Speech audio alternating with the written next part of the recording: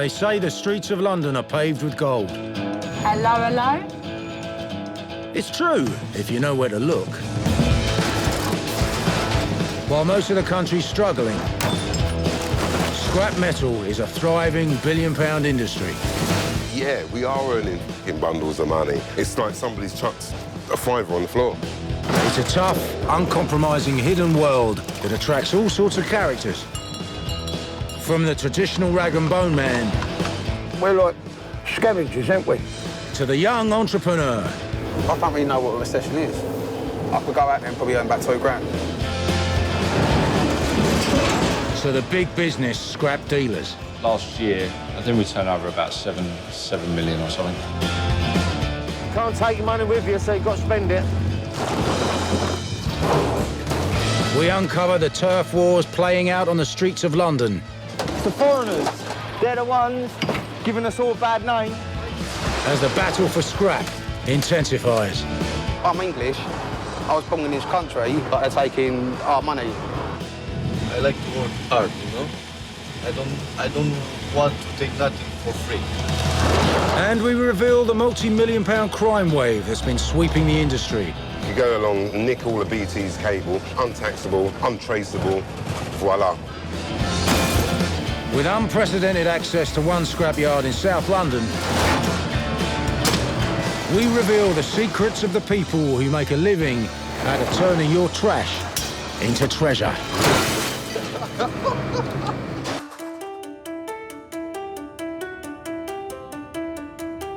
This is Sydenham Scrap Metal Yard in southeast London.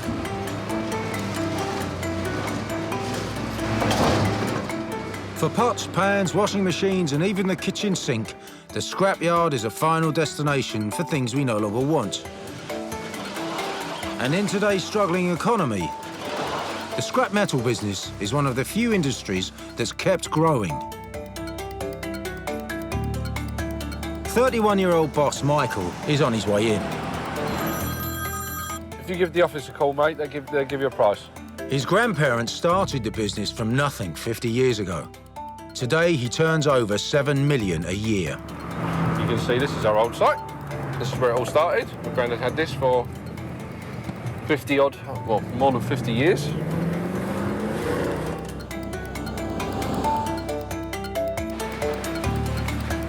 Eight others help him run the place. Sydenham Scrap Metal, including Beth and Lucy. They're pretty aggressive and they don't mind a fight. No, fuck off.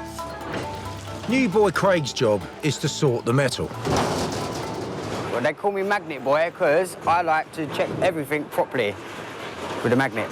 If it sticks, it's no good. Craig came to the yard homeless, jobless, and with a criminal record. Hello, Craig. Hello, mate, you all right? Come in knowing nothing, and now he knows everything. Yeah, I wouldn't say everything, but... You know a lot. Yeah. You know a lot more than you did a few weeks ago. Yeah, definitely. There you go. What kind of qualities do you need to work in a scrapyard? Well, qualities, you got to be a little bit forward and not scared to talk to people and, yeah, have a little bit of front. I think Craig's got that. Yeah, he's all right. The scrap metal business is simple. A yard will buy scrap metal for one price and then sell it on in bulk for a profit. That metal is then shipped off around the world to be processed, reused, and eventually turned into cars, washing machines, and TVs. And these products might someday find their way back to the scrap heap. Altogether, how much money do you reckon is sitting here in this yard? I'd say roughly 150 to 170,000 pounds in the stock, which is a great advert if you're going to rob me. I'm going to get burgled tonight now, aren't I?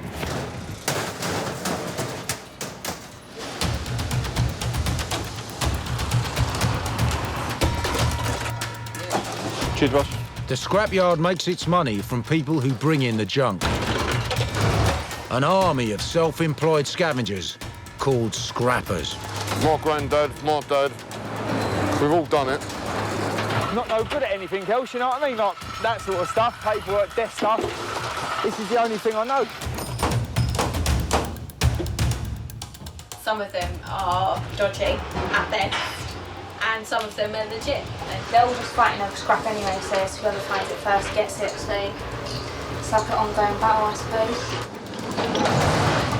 Some of them go out 2, 3 o'clock in the morning to try and beat everyone else out, and they're all out to earn money, same as ourselves. It's just sort of a cutthroat industry, if you like. There's no training, no vetting, no interview. All you need is a scrapper's license and a van. It's not rocket science. You know what I mean? There are some secrets to it, which we ain't going to tell you, because we ain't going to tell you. But your eye's always looking, so you're looking for building work. Garages sometimes good, you know what I mean? Just generally, behind shops are good. Trevor has been a full-time scrapper for 20 years. Let's rock and roll. What about telly? Yeah, it's gone. Can I have it? You want it? Yeah. Yeah, give us that. Yeah, I'll have that as well, bud. Sure. Yeah. Little chair around there. Yes. Yep. Shall we drop that telly out? 2 of us, yeah? Drop that here, and I'll pick that up. Top man. All right. 1 metal chair, 1 telly, 1 fan. Thank you, God. Oh, yeah, much better.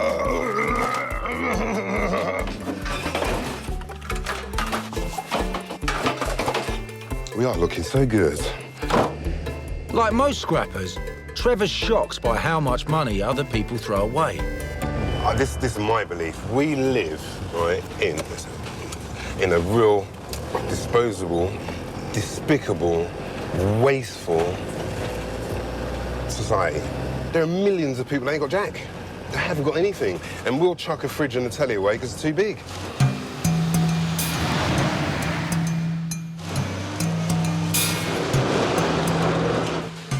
Having beaten his rival scrappers to the metal, Trevor's arrived at the yard with his van full of junk. And here we are, back in the yard. To get the maximum amount of money, scrappers need to separate their metals. This little boiler here has some stuff on it that I want, which is that, and that. Brass, lead and copper are worth about 100 times more than iron. Any scrapper worth his salt makes it his business to know the difference.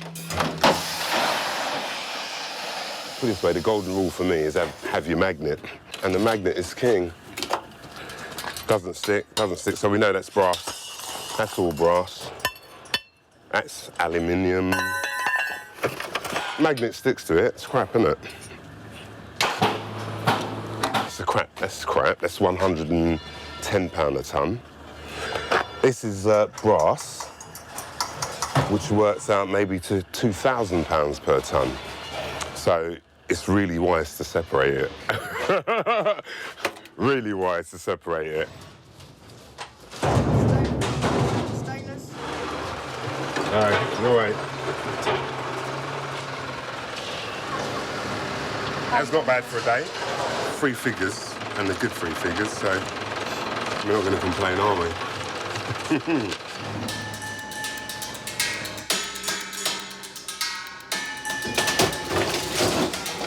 Earning your living as a scrapper involves heavy lifting and lots of physical strain, making it a dirty, back-breaking, aggressive business.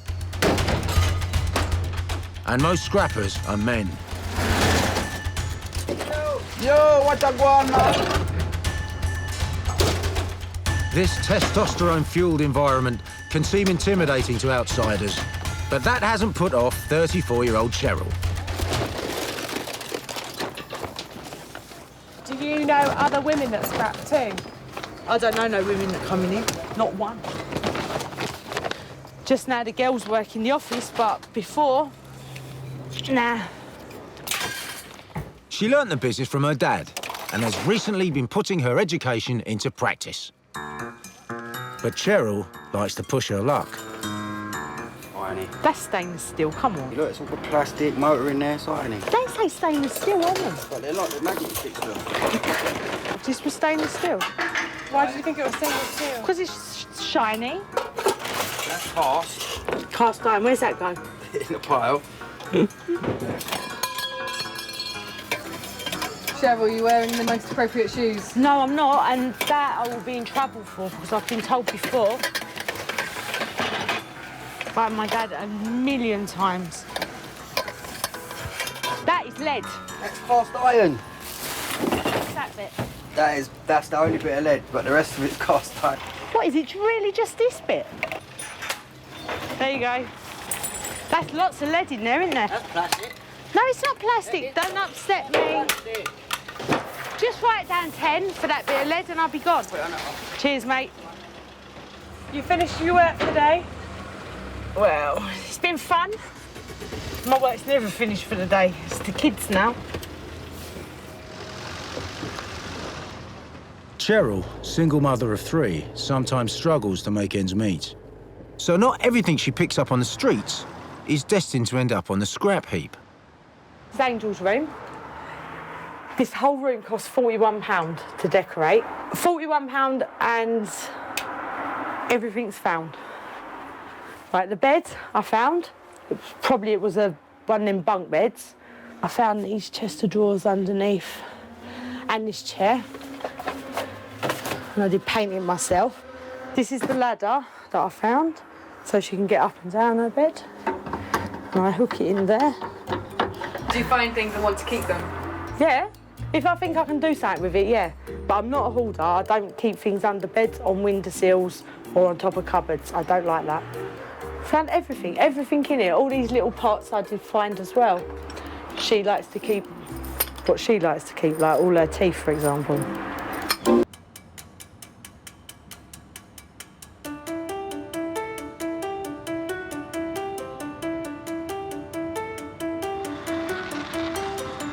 Every morning, 6 days a week, 20-ton lorries arrive at Sydenham scrapyard to be loaded with metal. Due to the booming building trade in China, India and Brazil, there's a global hunger for metal like never before. Where does it end up? Well, back here in the end. They'll probably go to India, China, whatever. Be a window frame, or it could be a washing machine or a filing cabinet, anything. It all goes out, gets processed, melted down again, and then comes back as new metal, if you like. Metal prices rise and fall every day. To make money, Michael has to know when to sell and when to sit tight. Sort of similar to the stock market, but it's not. You can gamble.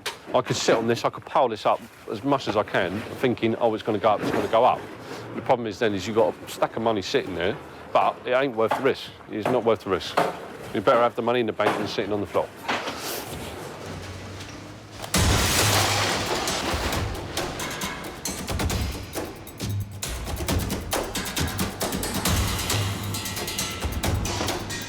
After serving time for his involvement in a spate of serious crimes, 26-year-old Adam turned to scrapping. These days, he scours the streets, hunting down the valuable metal others thought worthless. Rusty radiators are worth a couple of quid, clapped-out old cookers are £5, and a washing machine could get you a tidy £10. Scrappers are like cockroaches. Like they like go down every single little road. Any little road closed, anything. Like we're gonna go down it. We're gonna find something. Like, so yeah, we're sort of we are like little cockroaches, really. I've had so many touches around the back of shops. It's unreal. Like a whole stainless kitchen out of a calf or something like that. Plastic. There's a scooter bit there.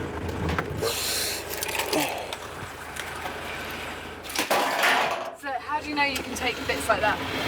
It's broken. It's left at the end of the sort of back of the drive. The UK scrap industry employs over 8,000 people. Adam has noticed the competition is becoming intense. Everyone's starting to do it. That's what probably makes it harder. There's a scrapper there. So I mean, they're everywhere. Do scrappers get on with each other? Each one of them probably like stab you in the back anyway. If we were both driving down the road and we see a washing machine, you're both going to try and pull up and get it anyway, aren't you? Like, it's metal, it's money sitting there. So I believe it's like every man for themselves, really.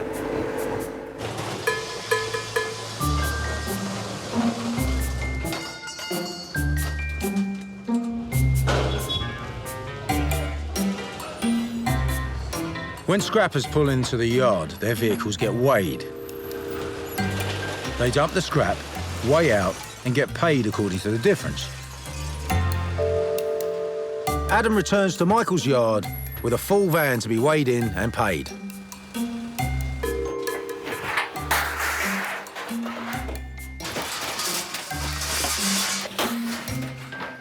This is his third trip to Sydenham scrapyard today. You do the rest of the day. I've got another load to go and pick up. It's never ending, isn't it? But, yeah, go and pick that up and just send me back here. Nice one, cheers. Bye. What did you get, Adam? 80 quid. My aim is to earn 300 quid today. Fine, thanks. How can I help? Beth and Lucy take care of the paperwork and pay the scrappers for their metal. There you go. See you later. What type of people are scrapmen? It's usually people who their parents have done it and they've done it from a very young age, or people who struggle to get work elsewhere. So maybe somebody who dropped out of school at 13 or 14 or has a criminal record. And then you get the builders, the roofers, who just bring in all their offcuts. I know some people who save all their scrap up all year, bring it in 2 weeks before Christmas, and that's how they pay for their work Christmas do or buy their Christmas presents.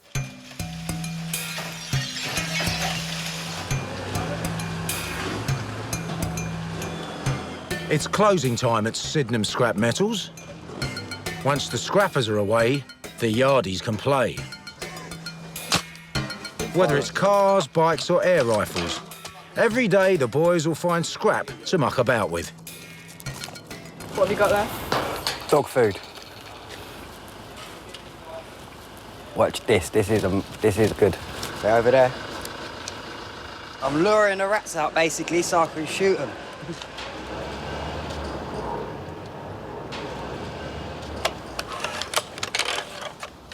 On the menu tonight, there'll be rat burger and chips with a bit of coleslaw. You forgot the salad. Coleslaw with salad. Got it.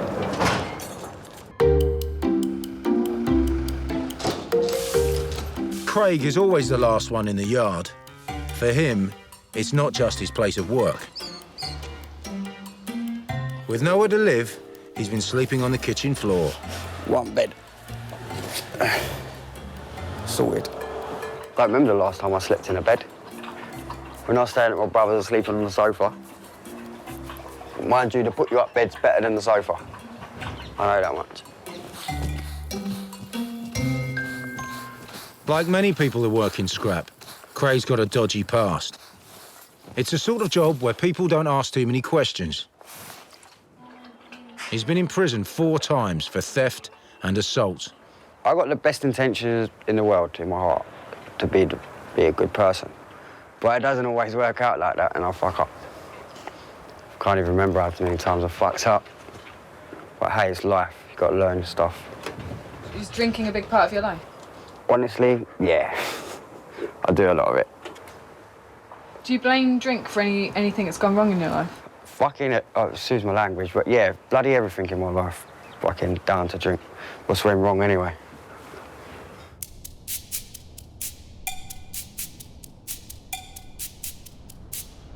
Although there's now big money to be made from metal, scrapping isn't a new idea. People have been scouring for scrap on the streets of London for hundreds of years. Traditionally, the role was undertaken by the rag and bone man. If you ever go across the sea to Ireland, or maybe at the closing of your day, whoop, whoop, whoop, whoop. Today, Charlie is teaching his grandson, Alfie, the family business.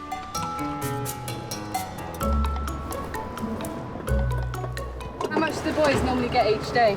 I think I went out yesterday at £22. I get like 12, 14 quid a day, I suppose, average.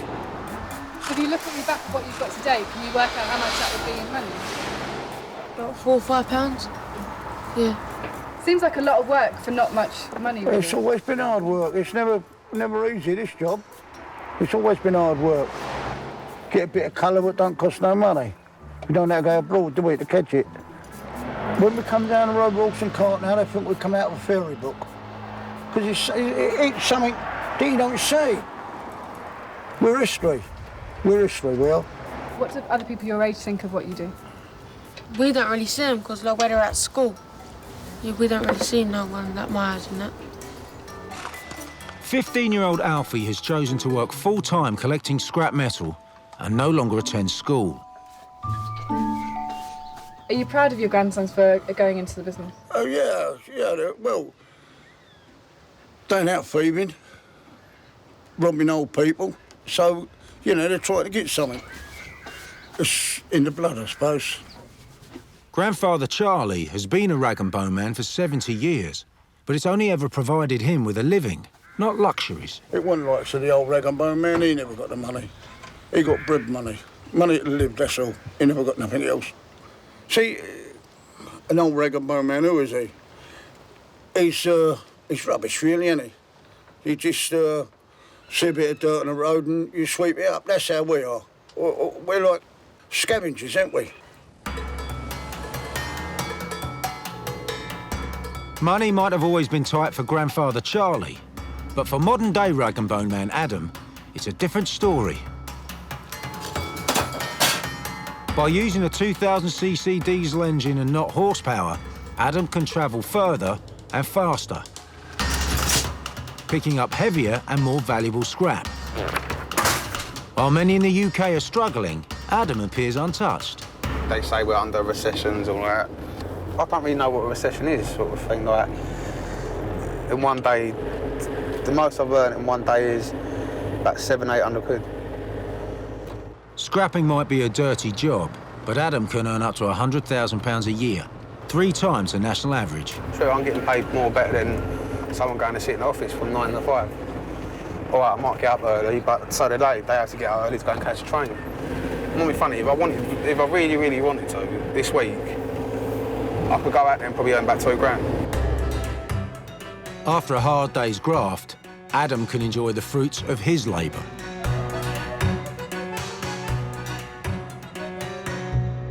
Is it important for you to drive around in a nice car? Yeah, it is, yeah. Not funny, I work hard for my money, so I might as well have a nice car, don't I? Most people won't really expect me like to see like a scrap geezer wearing a Rolex, driving around in a nice Merc. They see me pulling up on that, they think I'll jog on, mate, like, come on, you're having a laugh. It's like a hidden identity, really, isn't it? Like, you can earn a good living from doing it.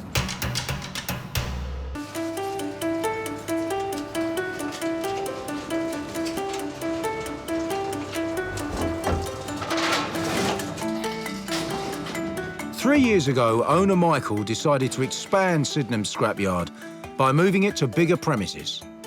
Copper. Thank you very much. Cheers, boss. I think last year, I can't remember how much we turned over. I think we turned over about 7 million or something. I started this when I was 14. Didn't do no exams, nothing. And now you're standing here with a turnover of 7 million a year. Yeah. So it can be done. For Michael, the scrapyard is more than just a place of work. This is my life. It's all I got. This is my son and my future wife. That's it. But I'm happy, so. Being the future wife of a successful scrap man comes with some surprising bonuses. There's like a sort of a hidden side to it that people don't know. But yeah, like you say, if you're willing to work, it is a lot of hard work, but if you're willing to put the hours in, it's like anything, isn't it? It pays off. Does anyone ever ask you why you have an iron number plate? Yeah, I get it a lot that, oh, are you married to a West Ham player? I go, yeah. You don't expect me to be associated with a scrapyard.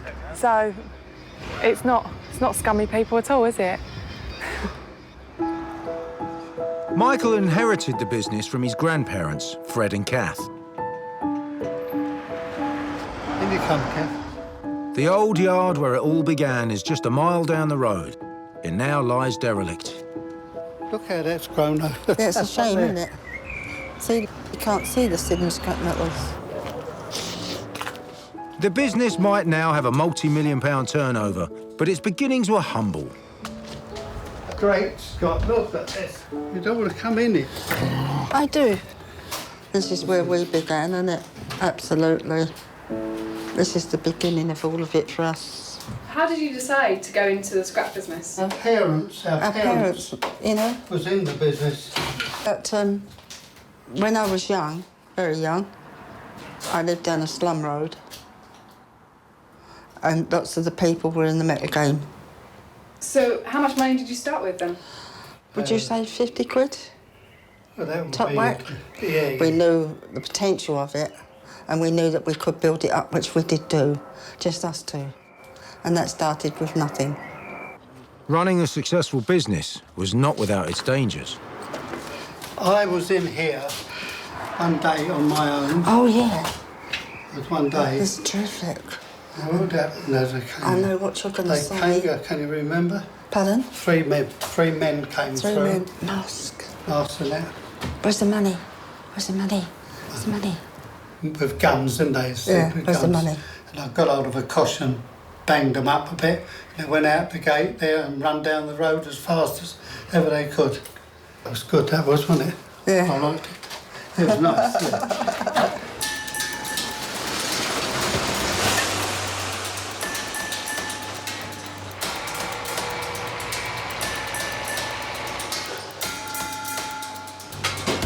Scrap has always been a tough, hard-working world.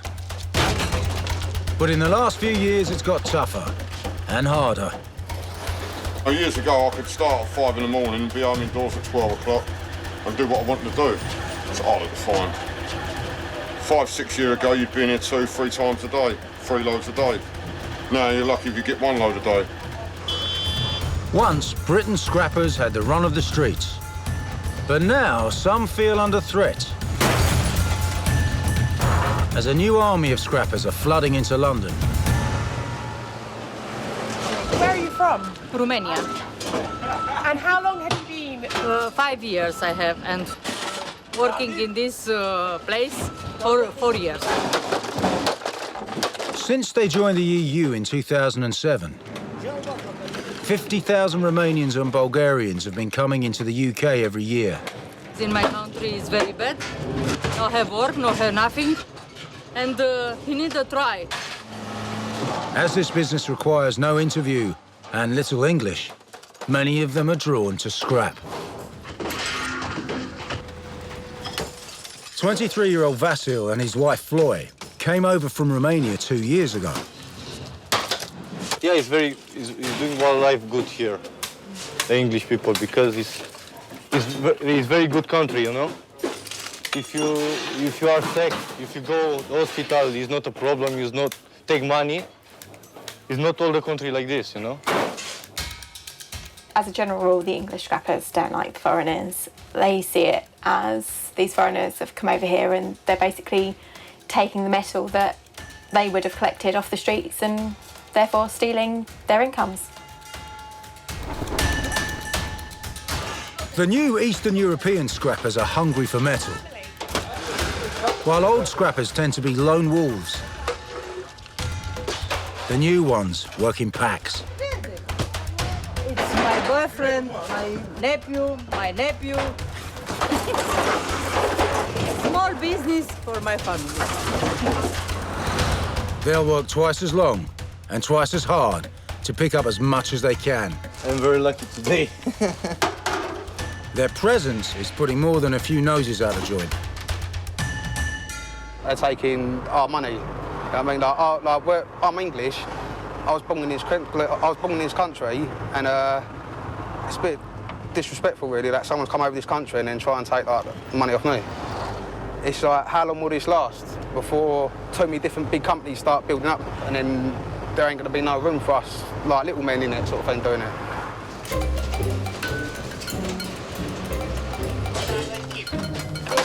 The new scrappers have been cleaning up, and many Brits believe that some aren't playing by the rules. the foreigners. It's the foreigners, the Polish. They're the ones giving us all a bad name. The scrap company. They're all Polish or all Bulgarians. And they nick everything. But some people like myself, we're lovely people. There's a war on the streets, and rumours are rife. Someone nicked all name tags off of gravestones and things like that, which was all in the newspaper, but then that gave scrappers bad names. But then that was all foreigners, apparently, like, so... But we ain't all like that. The society we got now, there's no manners. If you see it in someone's garden, you knock on the door. If they don't want it and they say you can have it, take it. Don't start taking things that don't belong to you. Boss, you rubbish this? It's okay if I take? Okay. Thank you, boss. Thank you very much. Vasil works 10 hours a day, 6 days a week. Despite the negative stereotype, he prides himself on doing things by the book. If I see something, I go ask for the person, and if he's giving me, it's good. If he's not a problem. I go. So how much do you think you've made today? I think I make 30 pounds. Vasil feels he works hard to earn an honest crust and gets annoyed by the resentment towards Romanians. Some people is very good here and is understand what you're doing, and it understand is not all the people the same. Some people is doing scrap, is doing bad for the English people, you know. Is take the stuff, but some people is understand because not all the people is the same. If I am Romanian, I'm not the same like another guy, you know. I like to work and I like to work hard, you know. I don't want to take nothing for free. I must doing something for the money, you know. It's not just the Romanian people is doing trouble here, you know. A few streets away, Trevor is out hunting for the same scrap as Vasil. Sorry. Seen something? Yeah. Now, it's not brilliant cable, but it's cable, and they've bunged it in the bloody bin, which makes me look like a dustbin raker. And what we would do is take a bit of cable, that's it, and away we go. Nothing else in there, let's rock and roll. In his 20 years on the streets, Trevor's seen hard-up scrappers from all walks of life get lured into the wrong side of the law. Now, you see the people, why people don't like Kosovans or Eastern Europeans is they will do things like take your bike. Why do you think they do it? Because they have no... Because they need to, they've got to, they need the money. You with me? And I'm not saying that they just will. I don't know why, you'd have to ask them. They will take it, unfortunately. That's what gives them a bad name, and it's not all of them. It's like saying all black people are muggers, we're not. It's true, isn't it? Despite being British, when Trevor first started in the business, he was resented too. I mean, I got confronted one day by 3 guys. It's like, what you doing? Oh, what do you mean, what am I, what do you mean, what am I doing? And what are you doing? What do you mean, what am I doing? Not realising what the coup was. So I'm saying to them, well, what's the problem? So well, where did you get that scrap from? So I was like, well, I've done some rubbish clearance and I got the scrap out of rubbish clearance and I've come to sell it. What's your problem? Then I realised that actually what they were really saying is like, you're black. What are you doing in this business? Regardless of how the latest newcomers may or may not be operating, Trevor's seen it all before. And it goes beyond, I mean, when Irish people first came here, they got the flat. When black people first came here, they got the flat. When Pakistani people came here, it just goes on and on. And unfortunately, the Eastern Europeans, they're the scapegoats at the moment.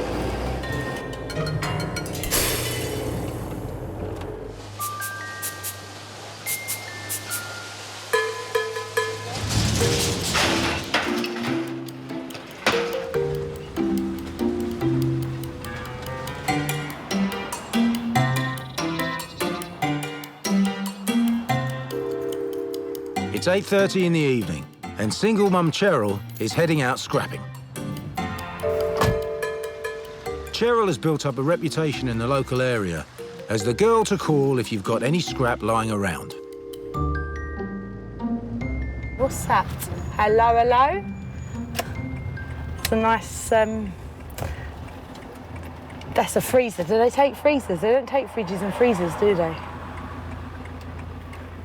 I'm just going to look, because if it's a little... Oh, shit. Of course, a traffic jam. All right, sorry, mate. No good? No, it's a freezer and you need a special licence. You can't take it. The yard won't take it either. Because they've got gases in and stuff, ain't they? For most scrappers, money's the incentive for hunting down metal. But Cheryl has a more personal reason. 6 months ago, Cheryl's marriage ended suddenly, leaving her devastated. I ain't never going to love anyone that much again. I think it's impossible. But things go wrong and people fall out of love. Me, I never did fall out of love, but I made mistakes as well. Cheryl's world was turned upside down when her marriage ended. She now keeps herself busy by scrapping. I don't want to stay at home. Still now, I don't like being at home in the evenings. I know my kids are there, and I go in and I check on them. And I start to wash up. I get as far as filling the sink up, and then I go back out. And then an hour later, I'll go back in, I'll wash up, and then go back out again. I must go in and out about 30 times through the night.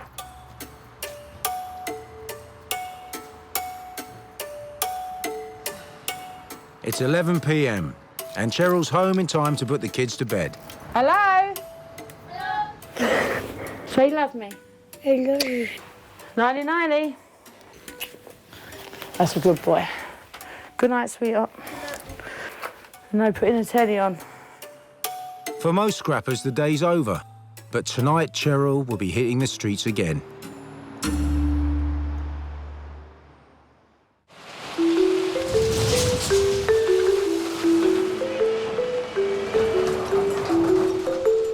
Since metal prices have skyrocketed, crime in scrap is on the rise.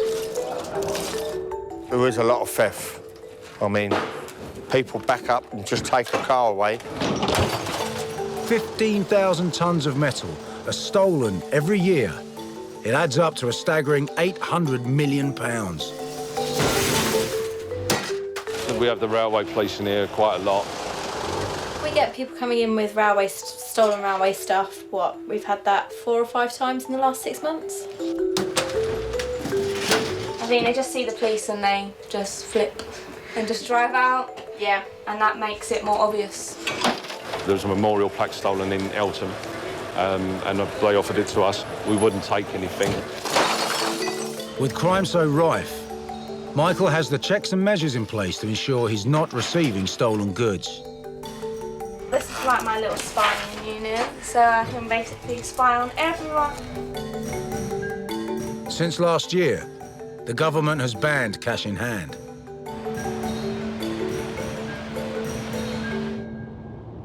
What used to happen, so if somebody stole something like a roller cable from BT, they'd be able to get the cash for it immediately, you with me? And then when they tried to trace it, there's no receipts, there was just nothing, it was just cash. It was untraceable. So you could go along, nick all of BT's cable, sell it, get £1,000 in the afternoon, untaxable, done, untraceable, voila.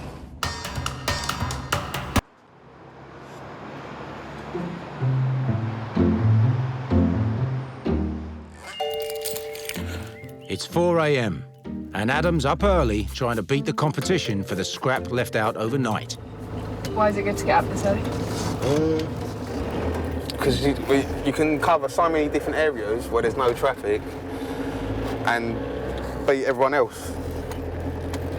So hopefully, like, in a couple of hours, I'll be full up. What other people are up this time in the morning? Only other people that's up usually is like police or cab drivers. So it don't look too good. It looks like you're doing something dodgy, doesn't it? Probably looks like I'm like up to no good. So it is quite a risky sort of game. Printer? Yeah, a little printer. Do they know to leave it out? Yeah, they do it every time, every day. Washing machines, dishwashers, laptops. Scrapping helps Adam stay on the right side of the law. 3 years ago, he was serving time for his role in a violent criminal gang. I was involved in a gang that was going in houses, tying people up, making them empty the safes. It was all like high stockbrokers, footballers, like really, really, really wealthy, rich people. Like a lot of people sort of got hurt, traumatised by it and things like that. At 18 years old, he was sentenced to 10 years for burglary, theft, and possessing a prohibited weapon. Is it something you regret? Yeah, of course it is, yeah. But yeah, I had 3 years of a really, really good life and then 5 years obviously in prison, so the money I could have probably earned from doing a normal job, it didn't really pay, sort of thing. After he was released, Adam struggled to find work, but then found a home in scrapping. No one wants to give me a job, so that's why I've had to start up my own sort of thing, doing what I want to do. Like, well, it's not really what I choose to do, but it's easy, it's good money, it's not really against the law, like, at all, really.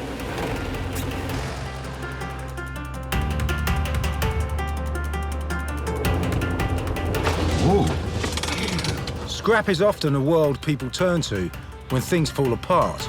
Thank you very much, bud.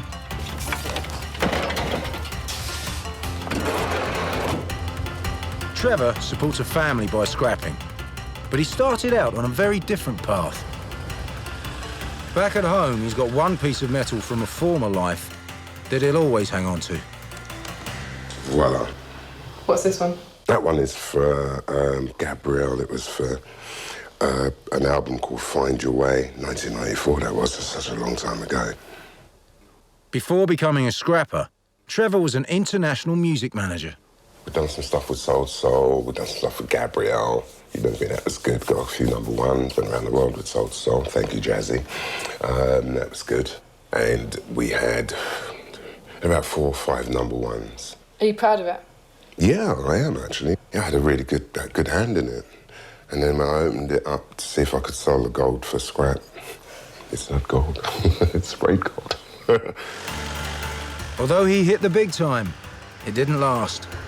The music business is literally, barring your Madonnas and your Bonos, it's in and out, in and out. After a while, you're not going to hit it all the time, and then some things can go a bit sour, which sometimes it did. Can I take the bath? People are like, what do you do now? I go, I do rubbish. You go, what?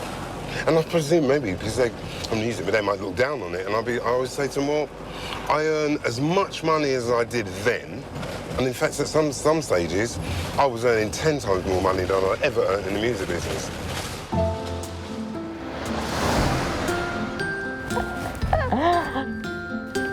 Trying to piggyback me.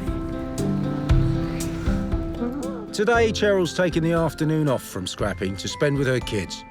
They've gone to the local park to try out their skate moves. Sit on my lap. Oh, yes, we're going to go and get it now. OK? Does your mum work hard for you? She gets me anything I want, but if she doesn't have the money, then she'll get it for me, like, later in time. You have to be good for it, though. Yep. You don't get it the next day. And although things aren't perfect for Cheryl, they're starting to look up. Do you think scrapping has helped you to move on? Yeah, definitely, definitely. It's given me something to think about other than just, like, thinking one track all the time. You know, I've got to fit it into my day to go to the garage to cut all the cable off and, you know, the kids see a different me. I'm more happier. Things are all looking up and I'm actually looking forward to Christmas. Princess, come on. Mummy, We're going to get you some skates, OK? I'm going to go and get them fixed. Don't do that.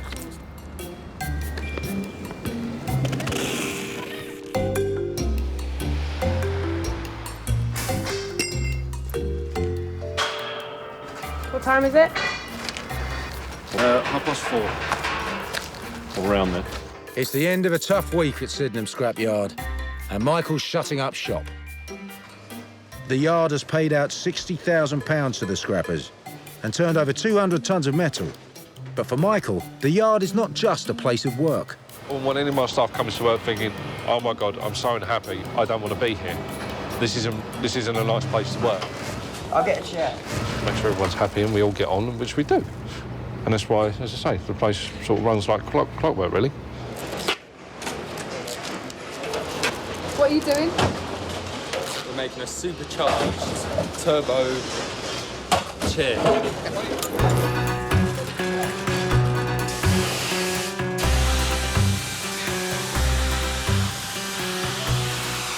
It's like a family feel. Everyone sort of gets on. And I think that's the way it should be at work. Do you think there'll always be a need for a scrap man?